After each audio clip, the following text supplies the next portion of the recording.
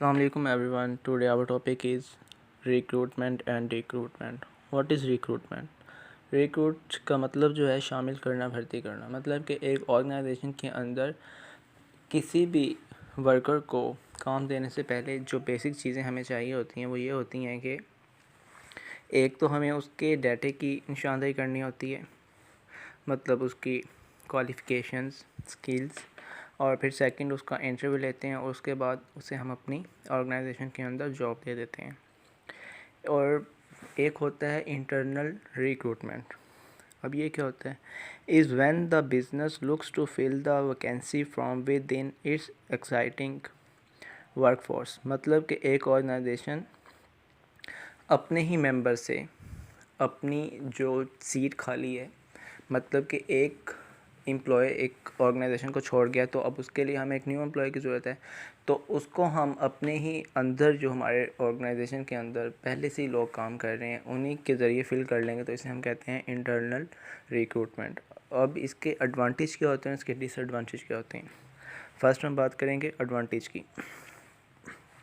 Advantage low cost, मतलब कि एक तो ख़र्चा नहीं आता है, हमारे पैसे बच जाते हैं।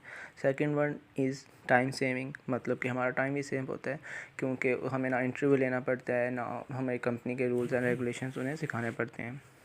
और थर्ड होता है मोटिवेशनल दैन एम्प्लॉयज़, मतलब कि एक एम्प्लॉयज़ को देखकर दूसरे एम्प्लॉयज़ भी मोटिवेट होंगे कि हमारे साथ काम करने वाला हमसे आगे चला गया, तो इस तरह वो भी अपनी परफॉर्मेंस को बेहतर करेंगे। No need of introduction training, मतलब कि इंट्रोडक्शन करवाने की ज़रूरत नहीं होगी कि कंपनीज़ की पॉलिसीज़ क्या हैं, हमारे ऑर्गेनाइजेशन के गोल्स क्या हैं, क्योंकि उसे तो सब कुछ पहले से पता होगा। बेटर एम्प्लॉयज़ परफॉर्मेंस, और जो दूसरे एम्प्लॉयज़ होंगे उनकी परफॉर्मेंस भी इससे बेहतर होगी। और इसके डिसएडवांटेज जो हैं वो ये हैं, no new talented and no fresh thinking and no innovative ideas, मतलब कि हमारे पास ना न्यू आइडियाज़ आएंगे, ना ही न्यू फ्रेश जो हमारे पास नए काम करने वाले एम्प्लॉयज़ हैं वो नहीं आएंगे। जब न्यू फ्रेश टैलेंट ही नहीं हमारे पास आएगा तो फिर हम कैसे पता चलेगा कि अब हमारी ऑर्गेनाइजेशन के अंदर कौन कौन सी हमें तब्दीलियाँ करनी चाहिए, कौन कौन सी तब्दीलियों की ज़रूरत है। और second one is limited choice, और फिर एक थोड़ी सी चॉइस होती है कि अगर एक सीट या एक एम्प्लॉयज़ की ज़रूरत है तो फिर इस तरह उसे हम एक एम्प्लॉय से फिल कर लेंगे। ये नुकसान है।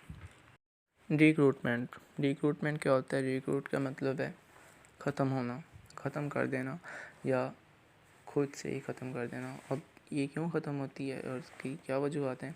रिक्रूटमेंट इस तरह होती हैं, इसके कुछ पॉइंट्स हैं।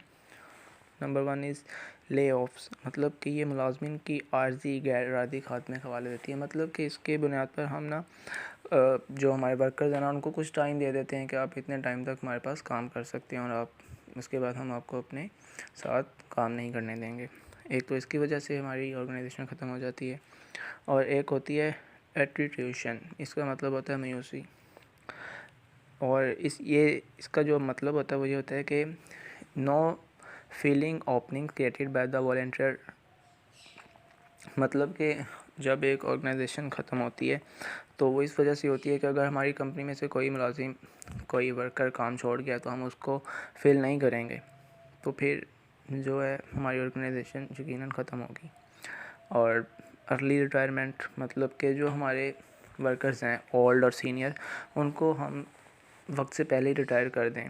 जो बेसिकली रिटायरमेंट की एज होती है वो होती है 60 ईयर्स। अगर हम उनको 50 तक ख़त्म कर देंगे तो उसकी वजह से भी हमारे जो सीनियर और ओल्ड वर्कर हैं वो छोड़ जाएंगे, तो इसकी वजह से भी हमारी ऑर्गेनाइजेशन ख़त्म हो सकती है। तो ये था what is recruitment and recruitment. Thank you.